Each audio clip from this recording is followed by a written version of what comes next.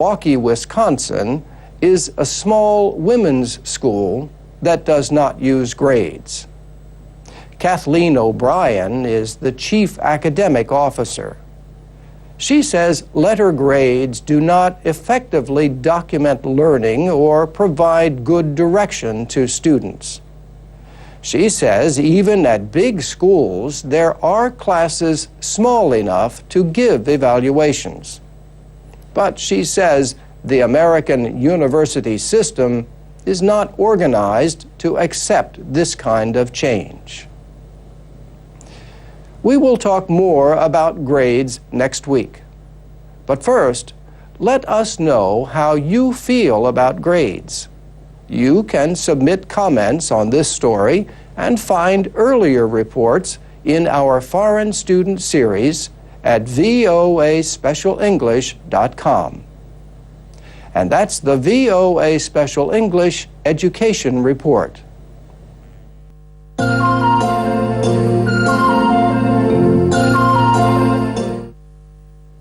This is the VOA Special English Economics Report. In February, President Obama proposed his first budget to Congress. He wants to let the Bush administration's tax cuts for the wealthiest Americans end next year, replaced by a middle-class tax cut. His other proposals include $634 billion over 10 years for health care reform. But he hopes to raise billions of dollars through a system in which businesses that release greenhouse gases would buy and trade pollution permits. In all, his plan calls for $3.5 trillion in federal spending for the 2010 budget year starting in October. It also predicts for this year the biggest deficit as a share of the economy since World War II, $1.75 trillion. But the president says he inherited a $1 trillion deficit. And he says his team has already identified $2 trillion in reductions to help cut the deficit in half within 4 years. Targets include war spending and direct payments to large agricultural businesses. Republicans say the budget is too big and that the proposed tax increase on the wealthy would hurt small businesses. The new president gave his first speech to Congress in February. He said, "We will rebuild, we will recover, and the United States of America will emerge stronger than before." President Obama discussed the $787 billion in spending and tax cuts that he signed into law the week before. He said, "Over the next 2 years, this plan will save or create 3.5 million jobs. More than 90% of these jobs will be in the private sector. Jobs rebuilding our roads and bridges, constructing wind turbines and solar panels, laying broadband, and expanding mass transit." The president also discussed his budget plan for next year, saying Congress will need to sacrifice some programs, but think long-term.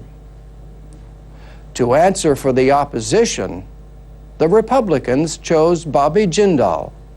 He is the young governor of Louisiana and the son of Indian immigrants. He said Republicans want to work with the president, but he said Democrats in Congress chose irresponsible spending over tax cuts as Republicans proposed for the economic recovery plan. And that's the VOA Special English Economics Report. Our programs are online at voaspecialenglish.com.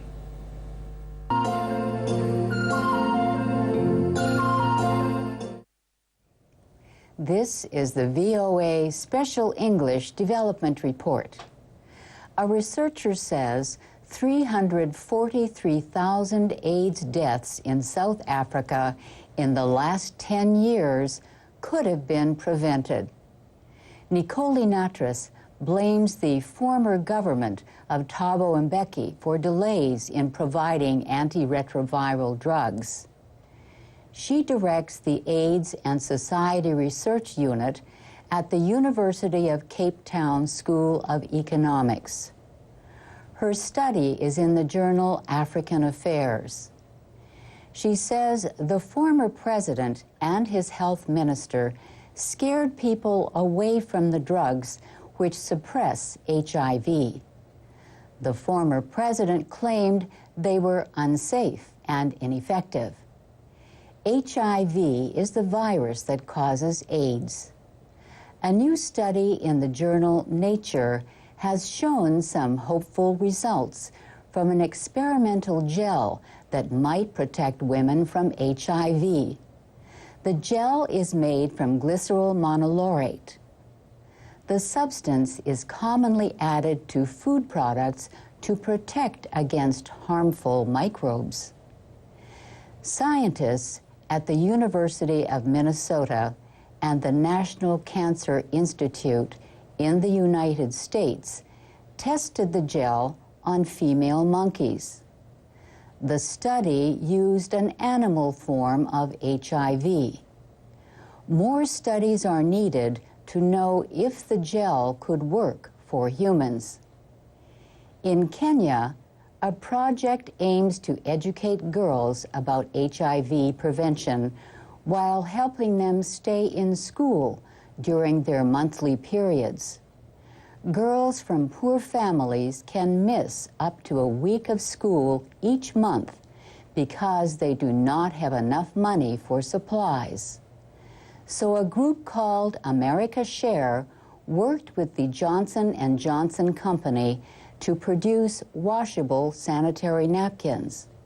The American program, known as PEPFAR, provided the HIV information to include in kits with the napkins.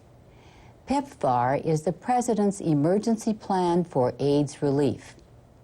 In the future, project organizers want to have international donors buy the kits for girls and young women who cannot afford them. The kits are called Huru, Swahili for freedom. Also in Kenya, a video game is being tested as another way to teach young people to avoid HIV. The game is called Pamoja Mtani, which means Together in the Hood. The project involves PEPFAR and Warner Brothers Entertainment. Another company, Virtual Heroes, made the game. Young people are not the only ones who need to protect themselves against HIV. The Bulletin of the World Health Organization reports that Brazil has a new education campaign aimed at people over the age of 50. Their infection rate has doubled since 1996. And that's the VOA Special English Development Report.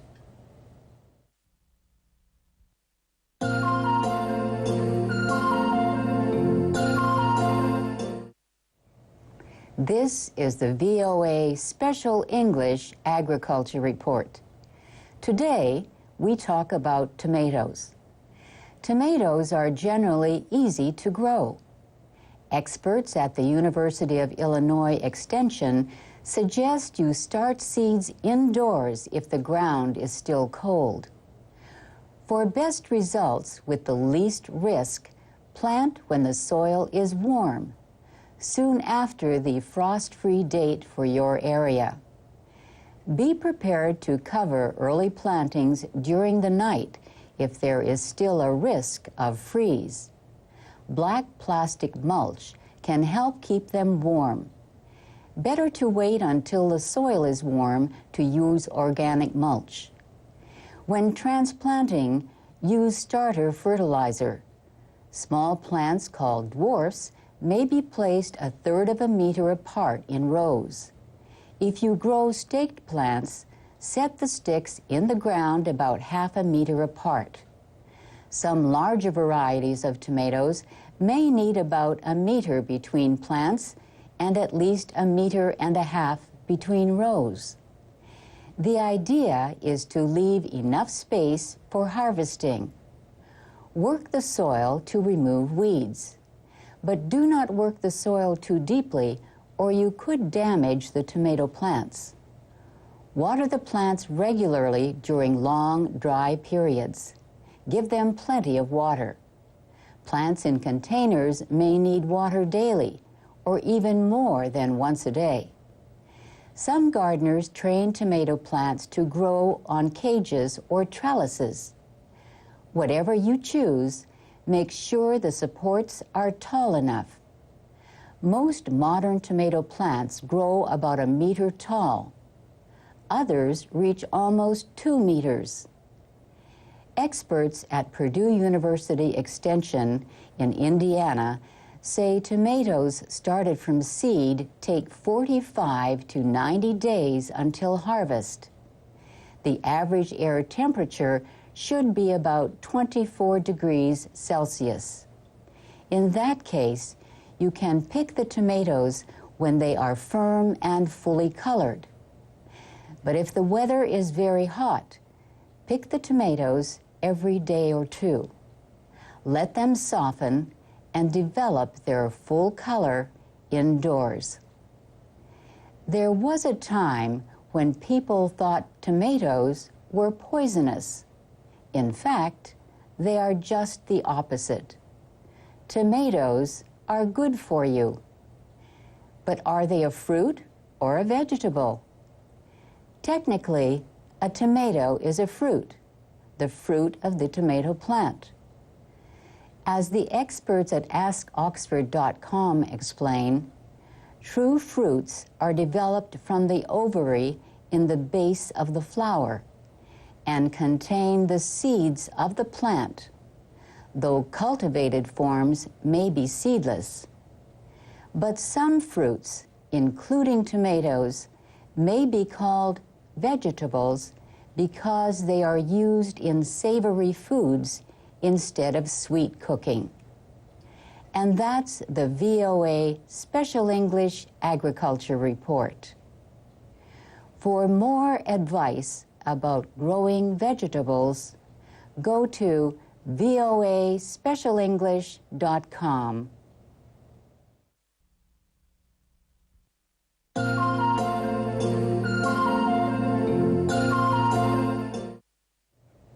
This is the VOA Special English Health Report. Bad teeth can be painful and worse.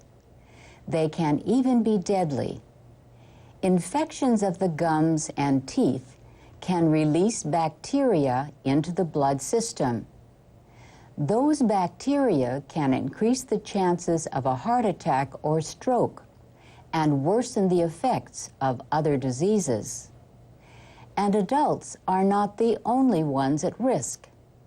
For example, in 2007, doctors in the Washington area said a boy died when a tooth infection spread to his brain. They said it might have been prevented if he had received the dental care he needed. He was 12 years old. Experts at the National Institutes of Health say good dental care starts at birth. Breast milk, they say, is the best food for the healthy development of teeth. Breast milk can help slow bacterial growth and acid production in the mouth. But dentists say a baby's gums and early teeth should be cleaned after each feeding. use a cloth with a little warm water. Do the same if a baby is fed with a bottle. Experts say if you decide to put your baby to sleep with a bottle, give only water. When baby teeth begin to appear, you can clean them with a wet toothbrush. Dentists say it is important to find soft toothbrushes made especially for babies and to use them very gently. The use of fluoride to protect teeth is common in many parts of the world. For example, it is often added to drinking water supplies. The fluoride mixes with enamel, the hard surface on teeth, to help prevent holes or cavities from forming. But young children often swallow toothpaste when they brush. The American Academy of Pediatric Dentistry notes that swallowing fluoridated toothpaste can cause problems. So young children should be carefully supervised when they brush their teeth. And only a small amount of fluoridated toothpaste, the size of a green pea, should be used. Parents often wonder what effect thumb sucking or sucking on a pacifier might have on their baby's teeth. Dental experts generally agree that this is fine early in life. The American Academy of Family Physicians says most children stop sucking their thumb by the age of 4. If it continues, the group advises parents to talk to their child's dentist or doctor. It could interfere with the correct development of permanent teeth. Dentists say children should have their first dental visit at least by the time they are 1 year old. They say babies should be examined when their first teeth appear, usually at around 6 months. And that's the VOA Special English Health Report.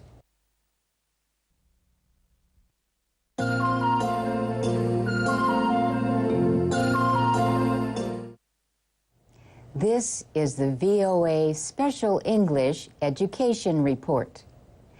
Being a new student in school can be a little scary. Being a new student in a new country can be even scarier. A college or university's international student office is a good place to start getting to know the school and the country.